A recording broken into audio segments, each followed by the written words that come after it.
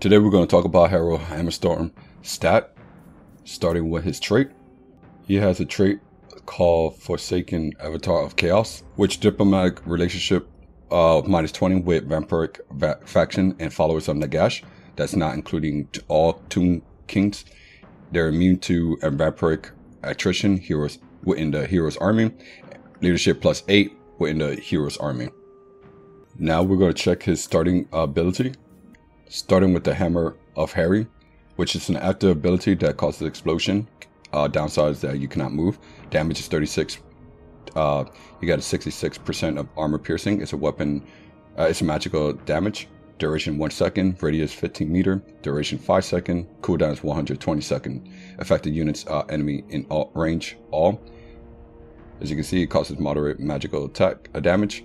Causes severe disruption to enemy formation. Strong versus multiple combatant. Now, this is pretty good, especially when you're going against, you're surrounded with enemies. Next is going to be the passive ability, starting with Resilience. This unit is immune to the following type of attrition: Chaos Waits, Plague of the Crow, Mountain, Chaos Corruption, and Snow. Causes fear, causes terror. Also has an Encourage ability. Is able to hide in the forest. Unbreakable trait. The usual wounds, so a certain percentage of his hit points, his stats would be reduced. The passive ability are called Bane of the Dead, which causes leadership -4 and removes undead attribute. Effect range is 35 meter, duration is infinite, so meaning it's gone, and it affects only enemies in range and all. Next is the Bane Shield. Give itself melee defense +10. Enemies reduce base weapon damage -10%. Armor piercing weapon damage -10%. 35 meter. Effective range, duration infinite. Also, you get a physical resistance of 10% and missile resistance 15%. Now let's go over with the unique weapon. Be the Hammer of Harry. Undivided authority +2 within the Lord's army. Melee attack +5. Armor piercing weapon damage +50. PH ability, the Hammer of Harry, which we went over. I don't know what the PH stand for. For some reason, my dirty mind always keep on mentioning Poon Hoob. If you know what that means, the PH, just comment down below it. Next, we got this unique enchanted item, which is called the Bane Shield. Leadership aura size +25%. Characters aura leadership effect +2. Physical resistance 10%. Passive ability, the Bane Shield, which that's what we went over. Now let's go to his skill, starting with his hero's usual stat. Melee attack +5. Get up to charge bonuses, armor, melee defense, melee attack. Get an active ability called Foe Seeker, which will increase your speed by 25% and bigger per second, -1%. Lasts for 25 seconds. Weapon strength up to 20%. Hit points up to 15%. Leadership up to 12%. I don't know if that's necessary though, since he's unbreakable. Unless there's a trait that they can remove the unbreakable trait. Melee defense up to 12. And another active ability called Heroic Killing Blow, which increases your base weapon damage by 50% and armor piercing weapon damage by 50%, lasting 25 seconds with a 90-second cooldown. Now let's go over its hero traits. Training up to 50 additional per turn. Spreads fear up to -3. Assault garrison up to 30%. Casualty inflicted. Assassin up to 15%. Assault units up to 15%. And specialist hero action success chance +6%. Hero action cost up to 40%. Chaos Gladiator, melee attack +5, armor piercing weapon +50, bonus versus infantry +5. Chaos Commander, leadership aura size +25%, ability called Stand or Die, which is an active ability that gives melee defense +24, leadership +16. The range is 35 meter, lasting 18 seconds. It's a 90-second cooldown. Affects allies in all range. Chaos Strategist, training action experience additional 50, casualty replenish rate +5%, hero's army. Ruinous Wrath enables magical attacks, weapon strength +10%. Ruinous leadership, leadership aura size plus 25%, or character aura leadership effects plus 5. Ruinous unity, undivided authority plus 1, hero's army, armor plus 10. Now let's go over his other skill, which is the grip of Anarchy. This goes up to undivided authority plus 3 within the hero's army. Inferno champion, unlock at rank 15, weapon strength plus 10%, along with aura of chaos, unlock at rank 8. Missile resistant plus 10%.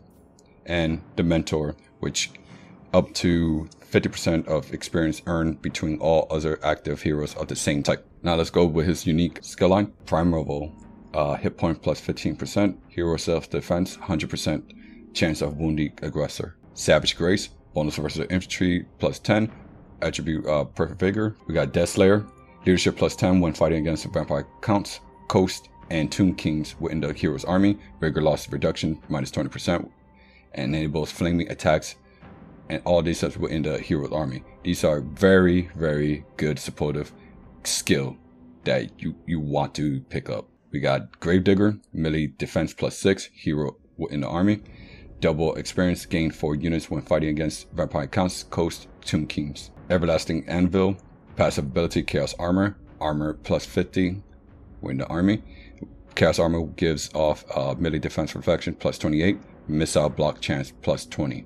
We got Armageddon, and weapon strength plus 15%, and war save plus 10%. Now let's go to his path to glory. Now he does not have the mark of chaos. I believe that it's because he's exalted chaos warrior. I think that's what they are, or they just legendary heroes don't get those. Either one. But let's go with the boons of chaos. One is called One True Hammer, bonus versus large plus 8, leadership aura plus 100%, armor piercing weapon damage plus 100 if you kill car friends. Next one is called No One's Fool, diplomatic relation plus 40 with Warriors of Chaos, Demons of Chaos, Beastmen, and Norska.